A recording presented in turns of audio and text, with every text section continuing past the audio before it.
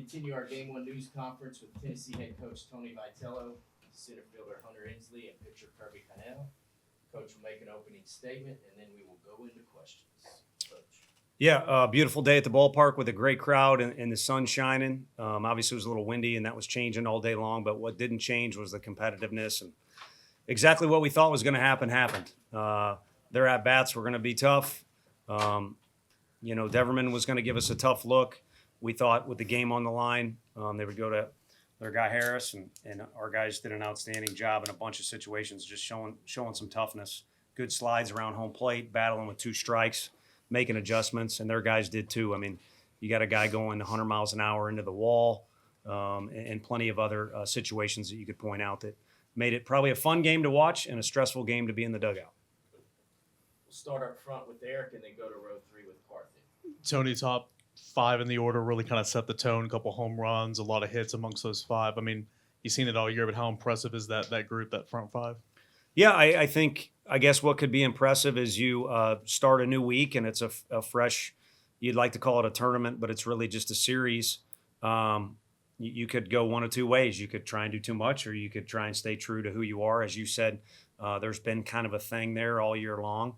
So you might as well rock and roll with that thing. And good leadership, even if the stat sheet doesn't show you what you're looking for or what you're talking about. I think good leadership started right out of the chute today. It was a good vibe.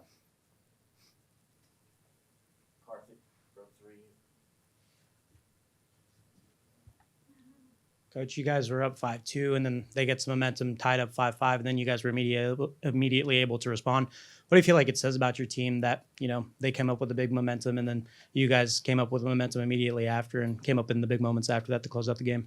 It's a difference. It's a difference between this team and other ones that I've been able to be a part of, or even sit there and watch my dad's teams, or even teams you cheer on for. And I'm not talking about just being here with the teams I've been a part of, just in general. It's hard to get punched in the gut or the mouth, and we brag on our league probably too much. Not just us, but all SEC folks like to do that. But it does kind of get you used to getting hit. Gut, jaw, whatever you want to call it, shocked. You got to be able to respond. And again, my point is, I think this group, it's a difference maker. How they remain calm, or try and punch back in situations where the other team does some damage on us, and it helps the coaches staff realize it's a 9-inning game. So literally it kind of, I wish they weren't here, but literally these, leaders kind of help the coaches kind of maintain an even keel mindset to an extent. Ryan on the left and then Mike up front. Hunter, I believe both your at-bats against Harris, you fell down 1-2. Just what allowed you to fight back and have success in those counts? Yeah, I think early in the count, maybe trying to do a little too much.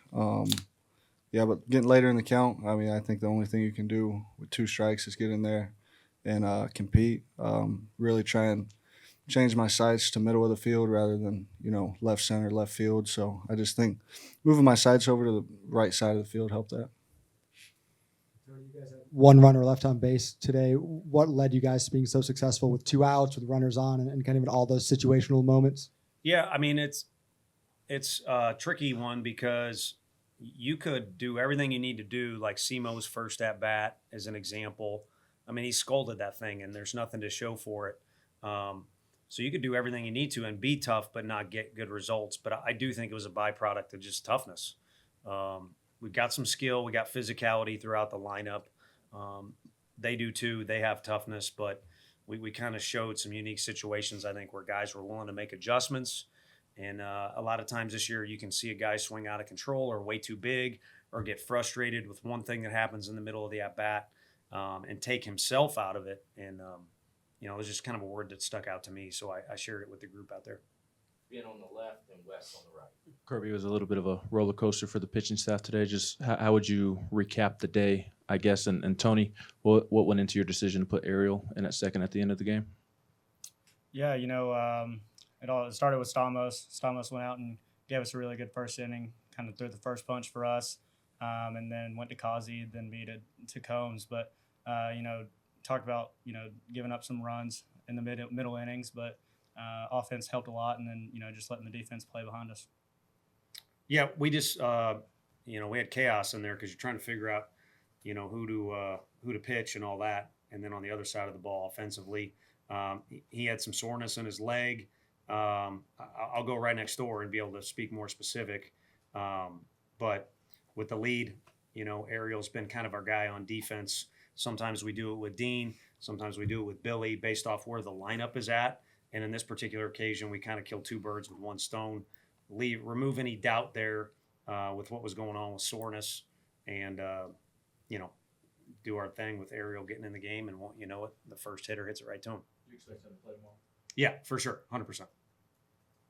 Tony, other than, I guess, Hunter's couple hits there against Harris, and I think Amick got a double. It looked like there was something off speed. He was throwing a slider that was giving your guys fits. What was it that y'all were seeing from him? Yeah, I mean, I think there's kind of two different looks to the breaking ball. I'm not standing in there, but he's good at spinning it, and it's kind of why he's been their guy.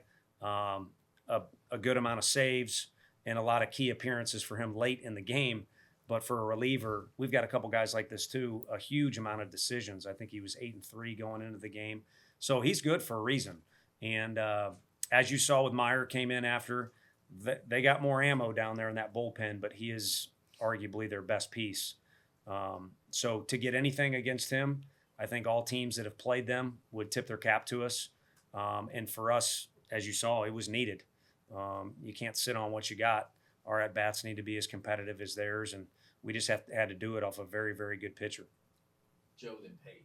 Yeah, Tony, how important was the top of the third there down 2-1? Obviously, Cal makes the throw, but even getting the interference before that, how pivotal was that little stretch? Yeah, it was. I mean, it's wild. For those of you that just follow our team, it's not like we got some kind of crazy cloud above us working some sort of voodoo. Baseball's like that. Every time you come to the park, you see something new. And, our guys are competing. And I think what comes out of that are some unique plays where maybe a guy does something, that gives us an advantage there, like the back pick. And then, the stolen base situation. It's kind of funny. I don't know that it happened with them, but it happened in one of their games where you got a catcher's interference over in the regional in Greenville. So there's no doubt we were a benefactor. Everybody knows when you're in a series, it's a race to 2 wins, but really when you're in a game, it's a race to 27 outs. So you'll take them any way you can get them. Hunter, that was your 10th home run on the year, 163rd for the program this season. Just kind of, can you describe what you saw when the ball left the park, and does it kind of like the momentum feed into each other when one guy's hitting a home run and then the other guy's, feeling better at the plate? Just kind of how do you guys feed into that throughout the game?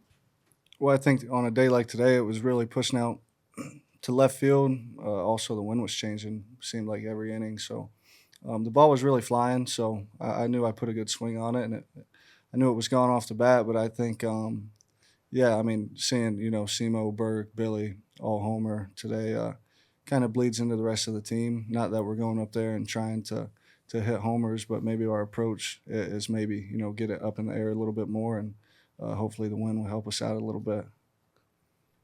Back row. Coach, seeing Evansville's fight in the 9th inning, does that change maybe a perception of them going into tomorrow that maybe no lead is as safe as you might think it is? No, I mean, at the, top of the convo here, the opening statement, we knew exactly what we're getting. I kind of think the players did too. I've heard some underlying conversations. We don't make them watch the game, but you're on a Monday, you want to put your feet up, and it was exciting. I watched more than I usually do that Monday, those cutthroat games that they're playing in. So I think our guys watched the Evansville East Carolina game, and I think they were pretty good about it. They weren't cheering for either team because they know both teams are going to be hell, and they saw it for themselves. So I think the one thing you're combating is, and I kind of griped about this last week, we can have a conversation in the dugout as a whole team. They can talk in the locker room, but then you're going to have to combat what all you guys have to say and how the fans go back and forth. And in our league, no one does that more than those folks. So you have to decide which of those things you want to pay attention to and which you don't. So, but I think anybody that was wearing, white today or wearing our uniform knew it was going to be hell, and it'll be like that tomorrow. And if it comes down to kind of like a lot of SEC series do, where it's 1-1 on Sunday, it'll be that too. Mike and Ryan. Yeah, Tony, about a month ago, you shuffled that middle third of the lineup around. Did you expect at that point it might be as successful as it's been? And specifically with Hunter, why has he been so successful in that 5 hole since then? Yeah, I think prior to that, there was already some momentum being built. You know, each year is very different, but things can play into your year from last year. You know, your expectations and what you want to do and things like that. So sometimes you see guys motivated for one reason or another, start out slower or hotter or whatever it might be, and then as repetitions start to pile up, you know, kind of the truth, I guess, or the cream will rise to the top. I don't know what the right phrase is, but again, when you get enough sample size, you'll see what a guy is, and I think the numbers are fine. They've been climbing, but I've said it a million times. Again, usually when he's not around, so we don't need this guy getting cocky, but he's in the lineup because he fights, and everybody knows he's got the ability to hit.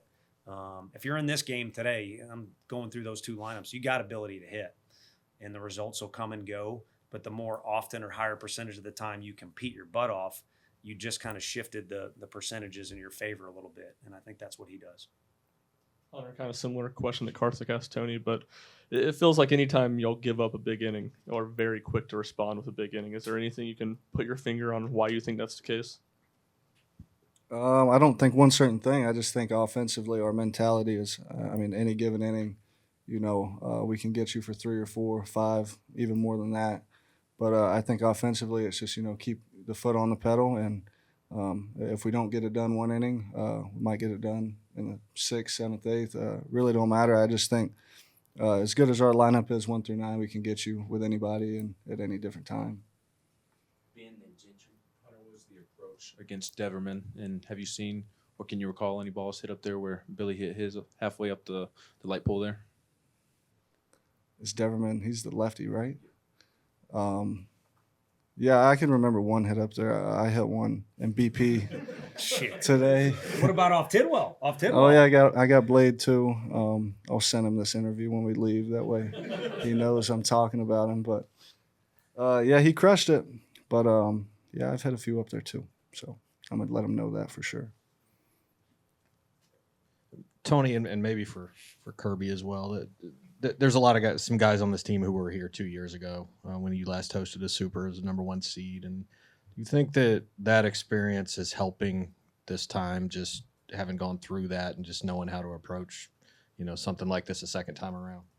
I think so. I think anytime you do something, you get something out of it. And to simplify it for now, if you do well, you take confidence from it. If you don't, you try and learn or see what's different. So I think it can only help when you experience something one way or another. But I also think, like you mentioned, 2 years ago in college sports now is kind of a long time. So there's different leaders in this team. There's also a different way this group goes about it.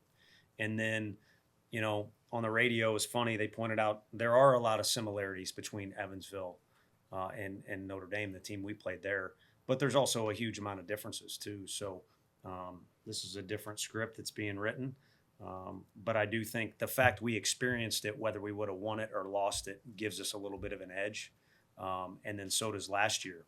You know, having to do it on the road was obviously tough, but just those moments of you know, you can call pressure if you want, but those moments of being in a situation like this, I think only benefit you. You're supposed to answer a little bit too. I just kind of rambled a little bit. Yeah, I think it helps. You know, there's a lot of guys from that 22 group, but then you got the new personalities that have came in this year and last year. So a lot of those guys are, you know, they watched it in 22, but it's mainly just us learning, like Coach V said, and having a different mentality going towards it. Last one, Eric. Kirby, you faced this Evansville lineup one time through. How challenging of an order is that lineup top to bottom for a pitcher, and kind of your mindset in attacking a lineup like that? Yeah, you know, 1 through 9, they're pretty good. They got guys that can leave the yard anytime.